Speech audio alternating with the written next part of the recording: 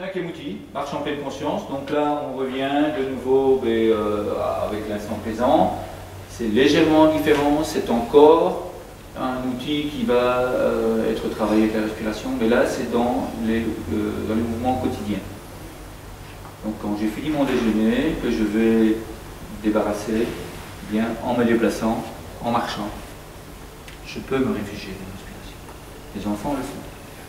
J'ai fait ça avec les 5e primaires. Et là, la même chose. Bon, j'ai fait ça en 3 étapes. Et là, la même chose. Quoi. Ils reviennent et ils me disent: Monsieur, je suis libre. Je me sens complètement libre, heureux. Les enfants de 5e année primaire vous disent ce genre de choses. Et là aussi, c'est pas inventé. Ça paraît extraordinaire, mais bon. Testez, essayez. Et donc là, souvent, je prends comme exemple, vous avez passé une belle journée, vous rentrez, puis vous allez à la boîte aux lettres, vous ouvrez la boîte aux lettres, et là, hop, il y a un petit papier de la poste, hein, monsieur, hein, un recommandé qui vous attend, hein, pour venir le chercher le lendemain matin. Quand ça vous arrive, qu'est-ce qui se passe dans votre tête? Quand vous avez ce fameux papier là. Oh non, pas quelque chose de ça. Je rate, Eh bien, cette fameuse marche, paf, vous avez ce papier, ben tant pis, je marche. Ce papier, il est là. De toute façon, que je sois fâché, que je sois heureux, ça ne changera rien, ce papier, je sais, il m'informe juste que je dois aller chercher quelque chose à la poste. Mais ça requiert quand même une fameuse maîtrise de soi, parce que si vous vous énervez plus vite, c'est ça la question, c'est ça l'équilibre. Exactement. Et comment revenir quand vous avez amorcé déjà de la colère ou de l'énervement? Respirer. Ouais. Je vais essayer. Non, mais c'est éliminer ces pensées négatives pour les transformer en pensées. Mais il faut avoir la force ou la volonté. La conscience, pas la force, c'est la conscience de pouvoir te dire: je suis dans un état négatif, voilà. Je l'élimine simplement. De dire: je l'expulse. C'est la conscience. Mais ça devient une habitude. Si vous utilisez les jeux d'observation, oui, ça devient une habitude de revenir dans l'instant présent. Vous avez tous conduit une voiture, vous démarrez, et puis vous vous garez. Il y a une demi-heure de passer. Wow.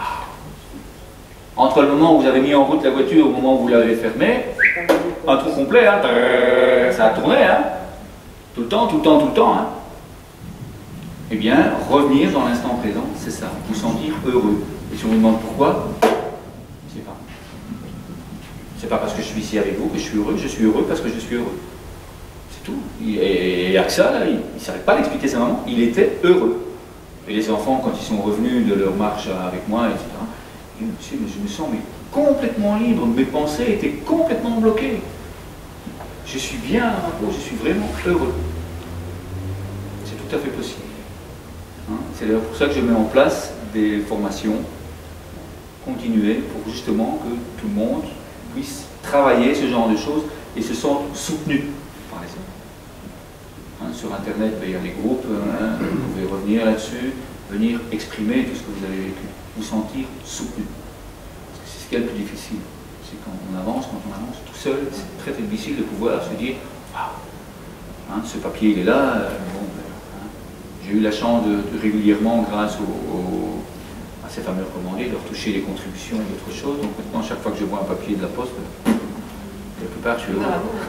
Je suis heureux parce que je retouche de l'argent. Parfois, je dois quand même encore payer, mais bon, c'est excessivement rare.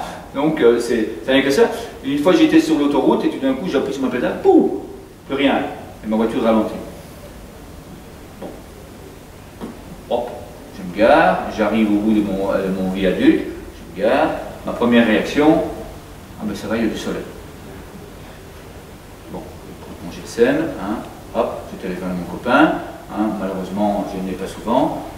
Ah ben justement, ce jour-là, il est là, ben chouette, hein, il est là. Il dit, voilà ce que je peux. Oh, c'est rien, il dit, probablement ton câble d'accélérateur, il dit, ça va te coûter 50 € à tout casser.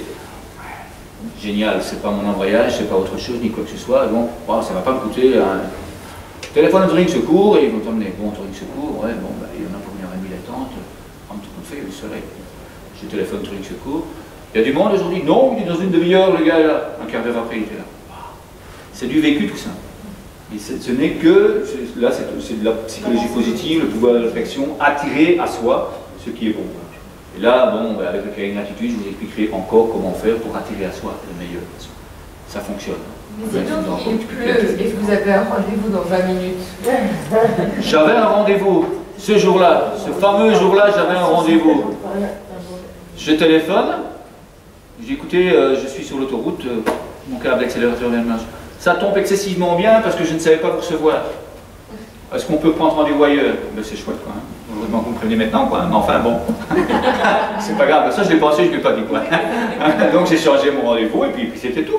Et quand je suis arrivé à mon rendez-vous après, je suis arrivé là. Hein? Mais très souvent, on me dit ce genre de choses. Hein? Il vaut mieux y arriver comment à ce rendez-vous?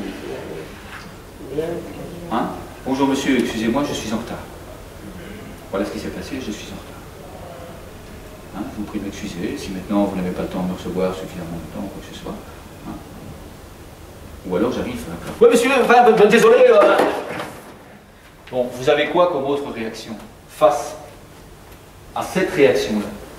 Si vous arrivez face à votre client ou votre rendez-vous, que vous êtes calme, tranquille, apaisé, ben oui, je suis en faute. Je le reconnais. Je vous le dis tout de suite, je suis en faute, je suis en retard. J'ai tenté de vous prévenir, bon, j'essaie de tout là ou. Juste en face de vous, en général, quand vous dites de façon apaisée, calme et tranquille, il n'y a pas l'agressivité. Vous ne lui offrirez pas l'occasion de rentrer dans l'agressivité, puisque vous-même, vous n'en avez pas. Donc il n'a pas envie. Alors, évidemment, il râle ou quoi que ce soit, mais bon, c'est comme ça, c'est comme ça. De toute façon, il peut râler tant qu'il veut. J'ai quand même 20 minutes de retard. Hein? Ça ne change strictement rien. Hein? Donc voilà, ces fameux marches en pleine conscience, moi je les mets dans mon quotidien, je me réfugie dans la respiration, parce que c'est ça, la marche en pleine conscience, c'est ça.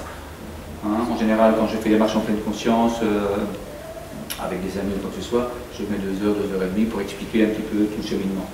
Hein, quand j'ai fait ça avec les parents, j'ai fait ça l'autre jour avec les parents de la rue de la religion, j'ai mis une demi-heure. Et puis après c'est fini. Hein, mais Julie... Hein, m'a expliqué après, je l'ai revu le mardi après, elle me dit, en tout cas Max, un tout grand merci. Hein, bon, c'est ma première année. Chaque week-end, je travaille tout le week-end pour l'école.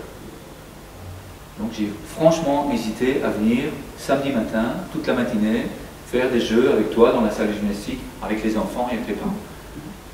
Eh bien, la marche en pleine conscience, quand je suis rentré chez moi, j'ai mangé, je me suis installé 3 heures. 3 heures de temps, tout mon travail était bouclé. Ça m'a permis de passer tout mon dimanche avec mon copain, etc. C'est ça, la marche en pleine conscience. Quand vous vous mettez à travailler, vous êtes concentré.